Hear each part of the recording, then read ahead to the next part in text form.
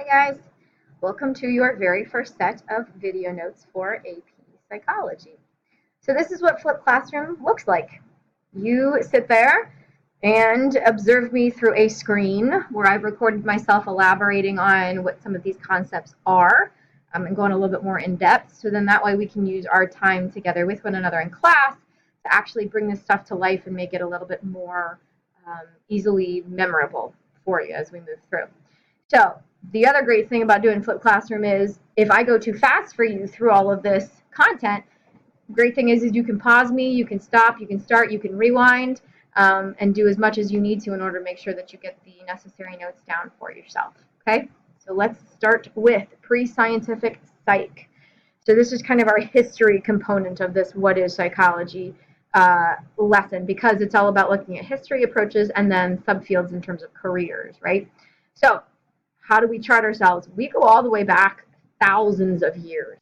Even the ancient Greeks were interested in trying to figure out why you do what you do and think what you think. Okay, so at the heart, kind of when we're looking at the pre-scientific psychs, guys like Aristotle, Plato, Socrates, even the Hebrews and their levels of interest.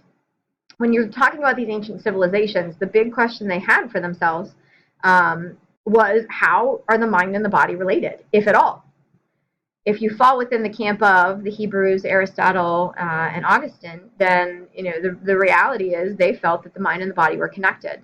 And modern science will tell you they were right. We are very heavily influenced and connected within our body and our mind, and they have a very reciprocal relationship where they feed off of one another.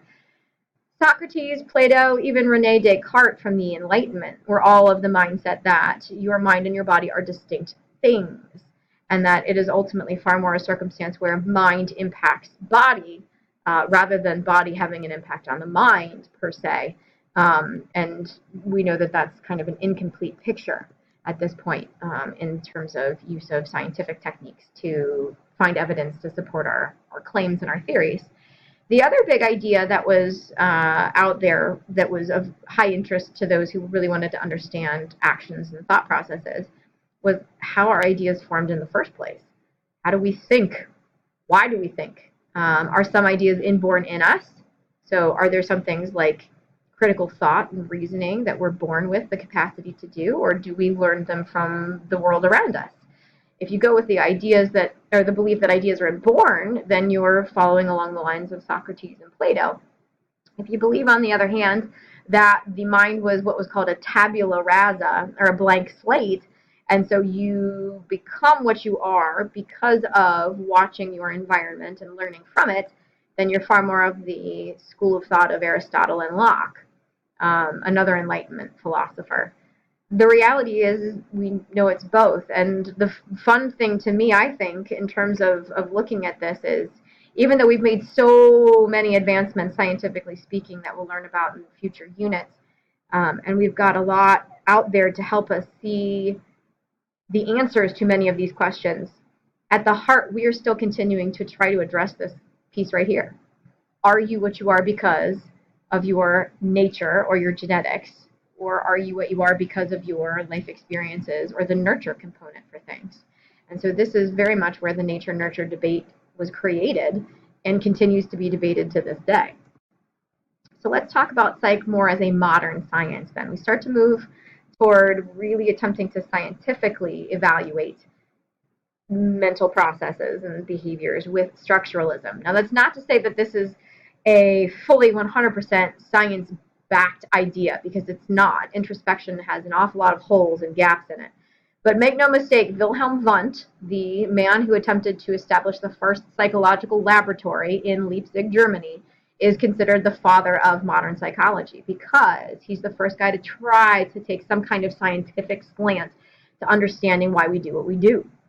His goal was to study consciousness, specifically within the realm of what will become structuralism, how the elements of your mind are organized and relate to one another. Okay, so how do certain brain structures connect?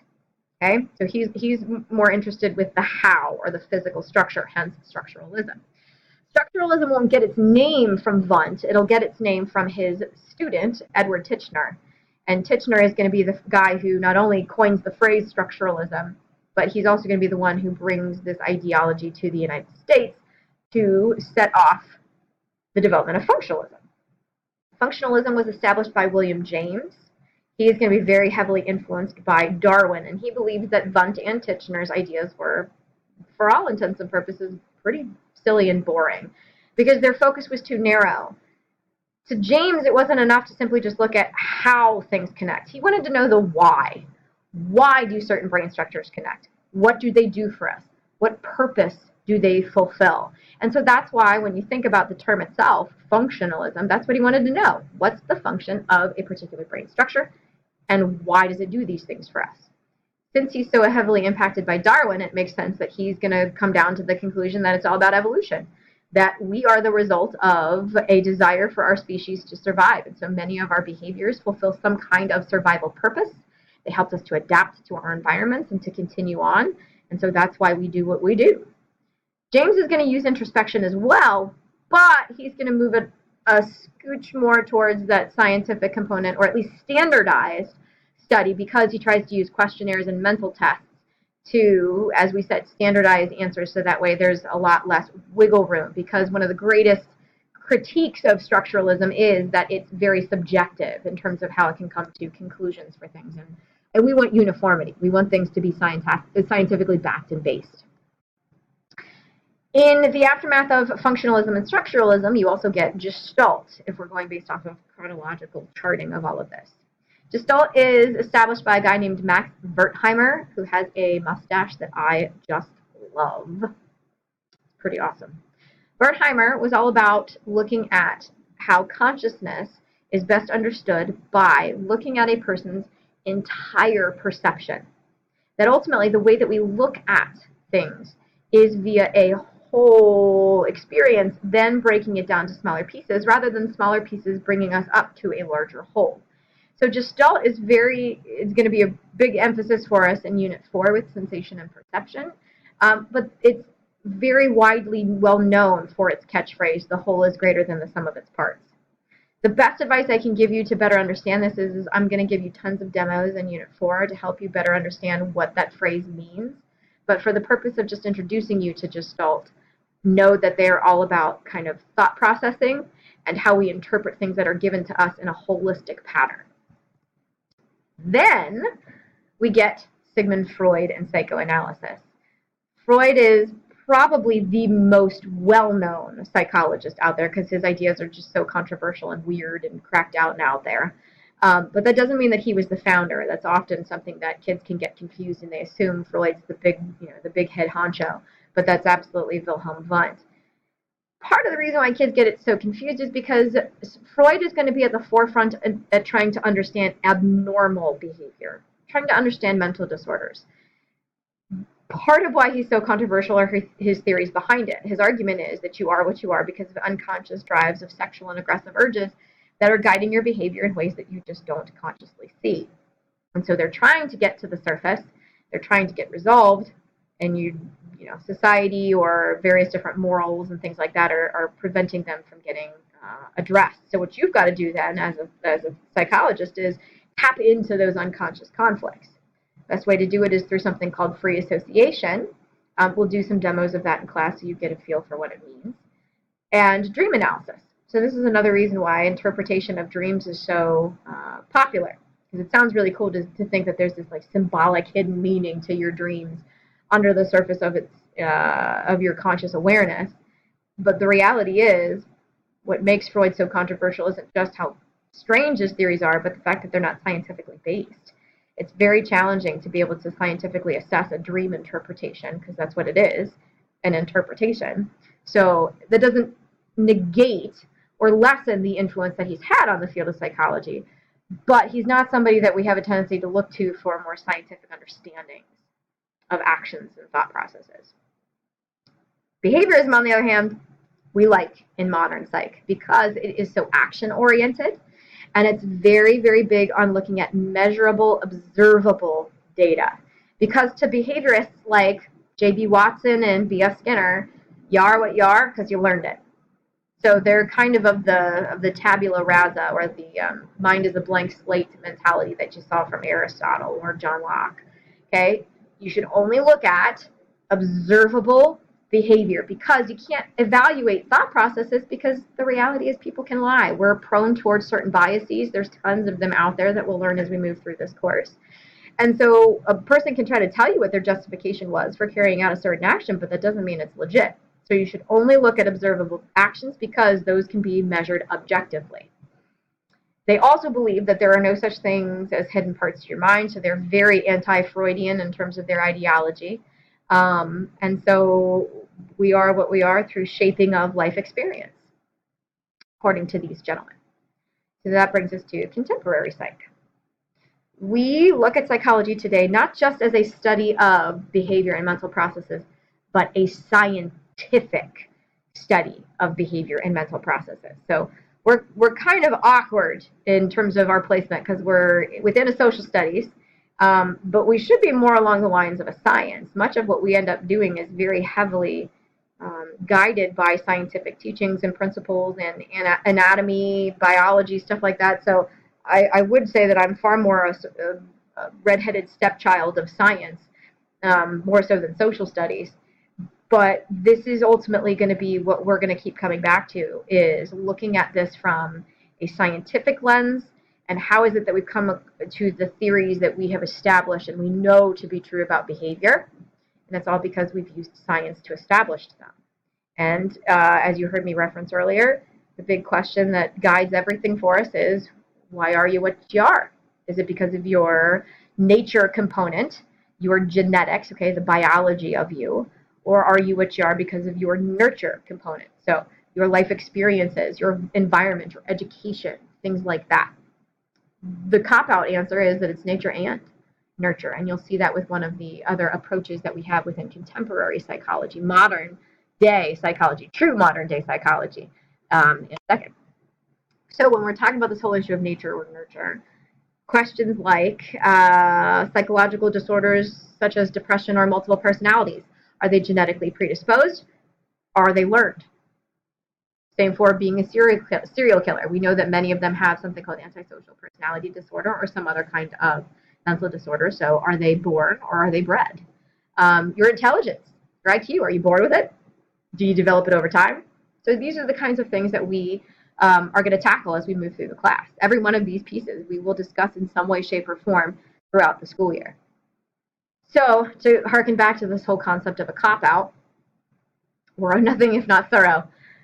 What we look to nowadays, the kind of the be-all, end-all blanket contemporary psychological perspective, is the biopsychosocial one. So we take biological predisposition, so we take neuroscience and evolutionary psych. We take psychological influences like the cognitive perspective. We take sociocultural influences like the sociocultural perspective, behaviorist perspective, where we learn actions, and we just kind of throw everything together. Hence the name, bio, psycho, social. And for virtually anything, it'd be a safe bet to guess that our answer to a particular question when it comes to behavior and thought process, it is that there are biological influences, psychological influences, and sociocultural influences. So this is kind of a catch-all approach, if you will. That doesn't negate that some of these current perspectives aren't beneficial in their individual right, because each one of them has pros and cons. When we look at neuroscience, we're all about looking at the physiological. So this kind of brings us back to that whole thing that we discussed at the very beginning with history, the body and the mind connection. So we know in terms of neuroscience that they feed off of one another. So what is physically going on in you will impact your thoughts and vice versa. Okay, so certain brain structures, neurotransmitters, the endocrine system, the nervous system, physical things in you impact how you act. Evolutionary psych is the kind of the functionalism perspective, in the sense that it looks to natural selection processes and says what behaviors have been passed down, how have they facilitated adaptation and ensuring the survival of our species. Behavioral genetics, if we look at it within the frame of nature and nurture, that makes it a little bit easier. So it's a little neuroscience and evolutionary psych with learned experiences and environment influence as well. So it's not nature versus nurture, That's why you heard me say it just a second ago that it's nature and nurture. These guys want to see how our genes are different from one another, how our environments are different, and ultimately how those end up influencing individual differences amongst us. So you and I would be interesting to a behavioral geneticist because not only do you and I not necessarily share genetic material that's identical, we also grew up in different home environments. And so they would try to take a look at that and see, like, what were the genetic predispositions that both of us had? What were the life experiences that pulled those things out of us? And how do those account for why we as a species have such differing variations amongst our behaviors?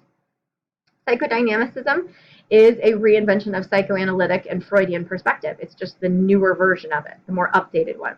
Still an emphasis on the unconscious mind, still a look at childhood trauma. These guys are a lot more positive, though. They have a tendency to be far less emphatic on things like the sexual and aggressive urges, per se, that Freud emphasized. But psychodynamicism is the same as psychoanalytic perspective. Behaviorism, as you heard me just reference to you earlier with Watson and Skinner, it is all about how our behavior is shaped by what we observe. So not only modeling what we see from others in terms of behavior, but things that we get rewarded for or reinforced for, we will keep doing, and things we get punished for, we'll stop doing because we learned through those experiences. Cognition is all about how your thoughts impact your actions. So the way you take information in, process it in your brain, establish it as a memory, and then ultimately pull it up for yourself. All of those things connect back to cognition because the cognitive perspective, to cognate is a fancy word for think. So this perspective just focuses in on thinking and thinking alone. Humanism is all about the emphasis on human growth and potential, that we each have our own unique potential and a free will to determine our fate and determine what happens to us in our life. And that if we choose not to reach that unique potential, again, those are choices that we take. So they're very heavily focused on the idea of self-concept. So they'll ask questions like, how can I make myself a better person? Or how can I make sure that my life is a fulfilling one and not one that I look back over 50 years worth and say, oh God, I wish I had done X, Y, Z. And then you got sociocultural perspective. This is kind of a nurture-oriented perspective as well, because they're all about how we are what we are because of our interpretations of what society and our culture tells us is normal or acceptable. Okay, so we have to look at things within a cultural lens or context. How are various different ethnic groups alike or different? How do cultures which differ across the world then end up impacting the behaviors that people demonstrate? For example, mental disorders. In some countries, some mental disorders exist while others don't. So how does that come back to this whole issue of the impact of the environment and the society and what it says is okay to act on versus not acting on? So those are the approaches sections. So we've done history, we've done approaches, now we got to talk about subfields. Subfield is just a fancy word for career, okay, or a particular area within the field of psych. At its heart, it's important to recognize that psychologists don't just talk to people about their problems. And I know that you've read about that in the textbook. So what can they do outside of that? Certainly they can go that route. There are ways to tackle it within the realm of kind of an umbrella of basic research, which is just learning about something for the sake of learning about something. Okay, so if you're taking this course because you find the content interesting and you just want to learn more about it, essentially what you're doing is you're completing basic research. Okay, so a biological psychologist, for example, would attempt to evaluate the connection between the mind and body and see how certain hormones end up impacting the demonstration of certain actions. If you're a developmental psychologist, you're going to see how children's brains develop and grow over time and various different skill sets that they're capable of showing in school over their lives, or then, as they age and grow, what happens when you're an adult. Cognitive perspective would look at memory and just see, like, how is it that we establish memory? What are effective ways to establish memories and to study and things like that? Personality is going to be all about why you are what you are. What are your particular personality traits and why did they develop in the first place? So there's lots of different things that you could factor into. But at its heart, what basic research is simply just wanting to have knowledge for the sake of knowledge. Now, when we look at areas within that, I'm going to move this down for you so that way I'm not blocking anything that's of significance for you. when we look at the basic research piece, the top two, the big guns, are going to be developmental and then social. So these are the two main areas where they're just really looking to understand why things are what they are, not necessarily taking that knowledge and applying it to better help people.